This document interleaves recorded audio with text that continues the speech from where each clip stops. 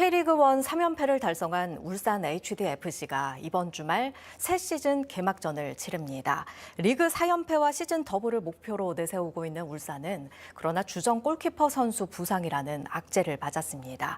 선수단도 확 바뀌면서 변수도 많은 울산의 이번 시즌 전망, 정인공 기자와 함께 알아보겠습니다.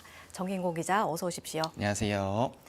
네, 우선은 시즌도 시작하기 전에 울산으로서는 너무 큰 악재가 터졌습니다. 조현우 선수 출전이 불투명하다고요. 네, 정말 안타까운 소식인데요. 지난 12일 태국 부리람 원정 경기에서 조현우 선수가 코뼈 골절을 당했습니다. 부동의 주전 골키퍼이자 지난 시즌 MVP 수상자이기도 한 조현우의 공백은 사실 울산으로서는 메우기 어려운 공백인데요. 큰 부상이 아니길 바라면서 또 5년 만에 친정팀으로 돌아온 백업 골키퍼 문정인 선수의 활약도 기대해봐야 하는 상황입니다. 네, 정말 큰 부상이 아니길 바랍니다. 이번 선수단 이야기를 이제 나눠볼 텐데 비시즌 동안 변화가 많았죠. 맞습니다. 지금 비시즌의 이적 시장에서는 10명의 국내 선수가 타팀에서 울산으로 새로 합류를 했는데요. 이 10명의 선수단 평균 연령이 25.1세로 말 그대로 한마디로 선수단의 회춘이라는 표현이 가장 좀 적절할 것 같습니다.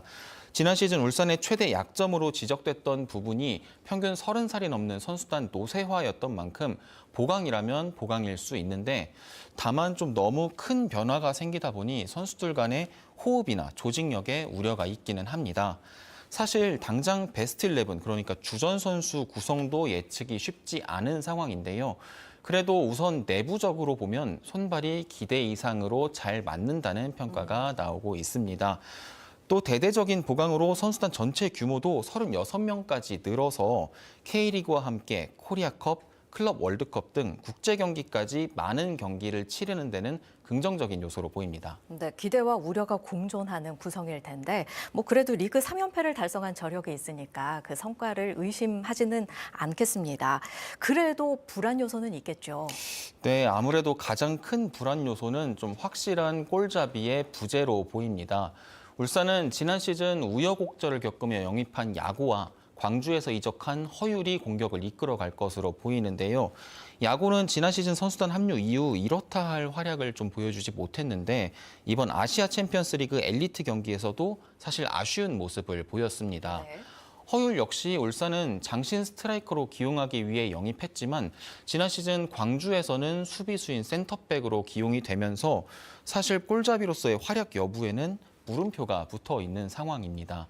김판곤 감독 역시 미디어데이에서 활용점정으로 공격수 영입을 얘기를 한 만큼 추가 영입이 이뤄질 수도 있을 것으로 예측이 됩니다. 네, 이번 주말 많은 분들이 경기를 기대하실 텐데 그 개막전 어떻게 전망하십니까? 사실 공은 둥글고 예단은 좀 금물이라는 말이 있지만 그래도 개막전은 무난한 승리를 예측을 하고 있습니다.